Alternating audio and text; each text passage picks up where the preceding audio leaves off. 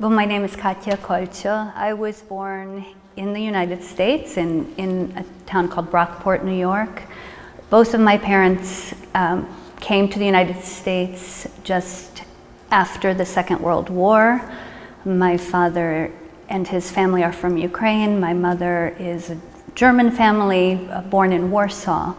And so their war experiences very much colored my understanding of the world, and I grew up going to Ukrainian language school and engaged in Ukrainian folk dances and organizations and friends, and it was a very rich environment to grow up in and a very political environment to grow up in. I grew up hearing stories about immigration, about life in the US, about what does it mean to live in a democracy, about wars. And so I vehemently pursued a career in politics. I was certain that I'd go into politics. I have a major and a master's degree in political science, and my goal was to change the world, and off I went. And over the course of my studies, I realized that I didn't feel like I was making much of a change, or that I would be able to, because something was missing. And in the end, I realized what was missing was the materiality of human life and humanity and people and their bodies. And so I changed course and did a doctorate in somatics, did another program in dance, and it was in that way that, through my interest in politics and having an impact and making a difference in the world, that I ended up pursuing a career in the arts and in dance. Well, my father was a refugee. He left Ukraine. His family left Ukraine at a time when it was dangerous to express your Ukrainian identity and self in what was the territory of the Soviet Union. So even when he was still young, a young teenager in the displaced persons camps, the Ukrainians in those camps treasured and preserved their books and their arts and their literature and songs. And so he developed an appreciation for books and for the arts, and also for their fragility. We have them or we don't. And when they're censored or made to be illegal, then they're gone, they disappear. And so he started collecting at a very young age books that were all kinds of books that were in Ukrainian language about Ukrainian experience, mostly during the 20th century, and also the experiences of those Ukrainians that moved to the US, starting in the 1800s, not just Second World War, but starting with the first wave of immigration, and why, and what did they do when they came here, and what kind of organizations did they build. He saved not only books, but also organization records and bylaws and that kind of information. And he lived to be 86. And when he got close to the 80s, he started wondering, well, what will I do with these books? The books were published all over the world, some still in Ukraine, many in diaspora communities around the world, all books that were not allowed in the Soviet Union. So by the time he was in his 80s, this was quite a collection that didn't really exist anywhere else. Certainly other people also saved books, but he was very systematic.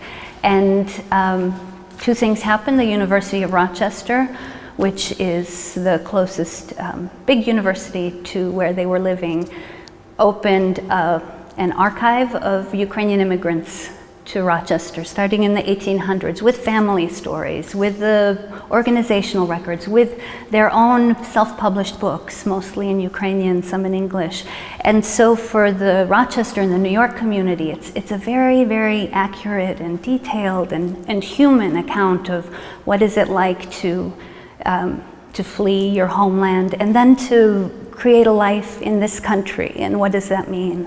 The other thing that happened just in 2018, Mayor Boris Filatov from the city of Dnipro, Ukraine, was visiting on an official tour, and it just so happened in between meetings, my father said, come see a house. You know, you're in all these meetings, come have some coffee. So the mayor, Filatov, came to my parents' house, and he saw immediately my dad's collection, which was all over the house was just books everywhere on the floor.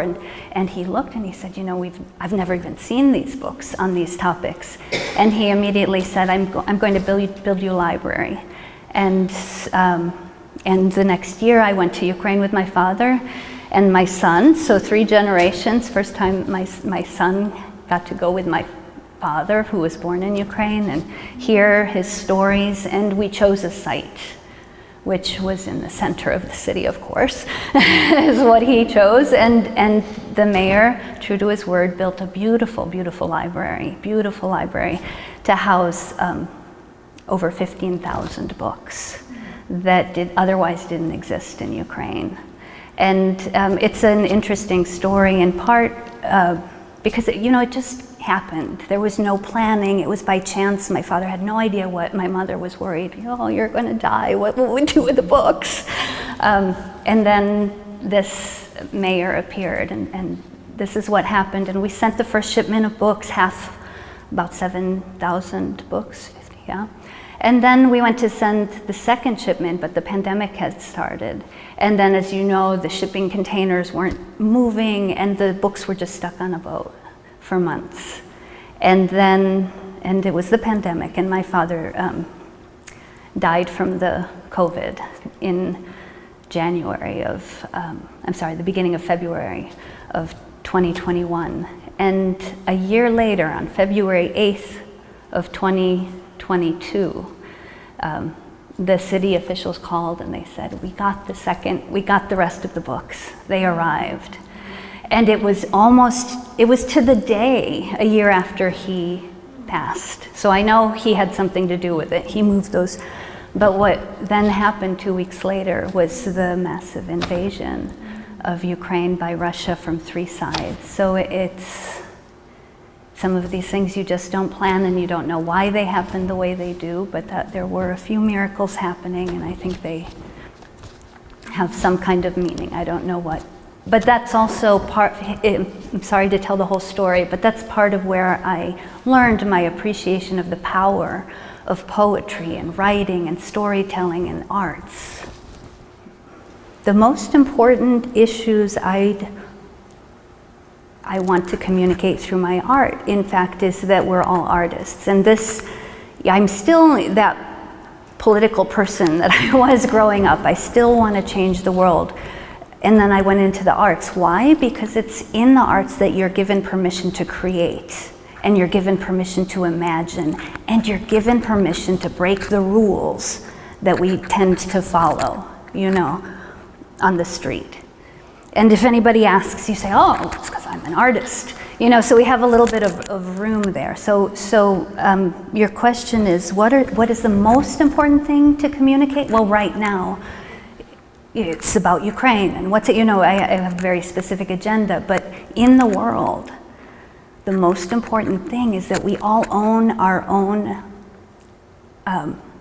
ability as artists, our own identity as artists, that we actually all are creating, and we can push a little bit more and imagine a little bit more and push our way towards the world we want to live in, and we can make it happen. And that is what I feel Ukrainians are doing.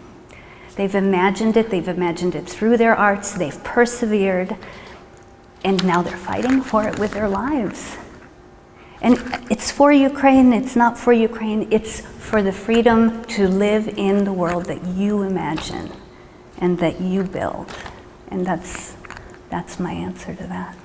The major challenges, I love that question. What are the major challenges in one's artwork? Because I think it's the challenge that is the artwork. That's what art is. It's a challenge. This is what you have. Now what are you going to do? And I don't want to be overly optimistic, but the more challenge, the more interesting the artwork becomes.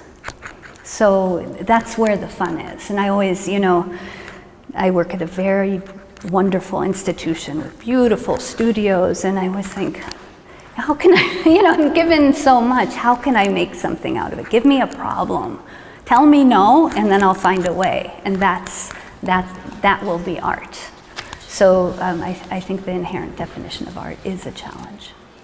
So since 2014, when Russia first invaded and into Crimea and the conflict began in the eastern regions of Ukraine, or I should say, with the Maidan revolution, I could sense something was happening that I should know more about. I wanted to understand firsthand. And I began a project investigation in those demonstrations, because already at that point, before any violence, there was this claiming of, no, we're gonna decide what world we live in. And when Crimea was invaded, that really propelled me to travel to Ukraine and ask more. And I thought, well, I teach movement, so I can help, people to remember to breathe and to, feel good in their bodies. But I realized quickly that I was learning more than I was teaching. And so for the past 8 years, I've worked with Ukrainian activists, with people who were defending Ukraine either at the border or in various ways. And we were moving together and finding, where is the source of this motivation? Motivation is a physical, creativity is a physical act. And we developed a program, a somatic program, but that was very specific to what's happening in Ukraine and what it was specific to the context. It took time. We ran workshops and worked with many, many people across all of Ukraine, all the way east, northwest. Dnipro, Zaporizhia, but also Lviv and Rivne and Lutsk and Kyiv. And so now we have a program. It just went on its own momentum, really. And the people who seemed to embrace it most were soldiers or volunteer defenders. So there's something, it's physical program, movement program, dance in some ways. And the United Nations learned of it and gave us a nice amount of funding to run it more systematically and evaluate the impact, which we've done, we're doing. We wrote a book. And so that's my current project. The pandemic interrupted us, and all of the in-person programming all of a sudden went on to Zoom. I thought it would never work. It seems to work, because all of a sudden you can work with people in Donbass and in Lviv and in Washington, and it was almost magical. We were moving together. So whatever challenge appeared, we worked through it, and it's just what I said before. It's just a different iteration of what I think my work is, which is experimenting with how actually do we get to the place where we act, where we push and towards the changes that we want to see in our world. You don't like something, how do we organize? How do we work with other people? So the work I do is this program, and all the work I do, some of it is about individual awareness and movement and breath, but much of it is working with partners and with groups, and how do we work together, and how do we create our own rules, and how do we play with those rules? That's my project. I call it the force of breath. What is my future? I don't know, because I have to say I didn't go in with an agenda. I more look at the situation and think what will address this moment in time. So when I work at the university, I work with students. I know they're there for the first time away from home. I work, and then they're going into the world. So I'm interested in working with that. Right now I'm working with Ukraine. And I just want to mention, I worked with I didn't go there, worked by myself, but I was lucky enough to meet with a woman who founded a grassroots civic organization in psychosocial health during the Maidan demonstrations. And this organization, Marta Pivovarenko, and it was called the Development Foundation, grew to volunteer members over 1,000 across Ukraine, all working together, most of them volunteering. And so that's who we worked with, across the country. And that was a gift. I couldn't have possibly envisioned or planned it. I couldn't have planned that my political interests would end up very literally having me teach movement in Ukraine in the middle of a crisis. You know, these are things you don't think, I think I'll do that in my future. So I have no idea what what my future project is, but I know it will appear, and I hope it will appear in the context where not just in Ukraine, but where we all in the world start to realize that we have the capacity to recreate the world and address the environment and address the challenges that we have, so many of them here in the US. It's one of my favorite things to do is to advise and work with students, maybe because I like to talk, but when students ask, you know, how I want to go into the arts, or I want to think about my future, how do I think? This is what I think. And say, follow your passion. We become very good at what we practice.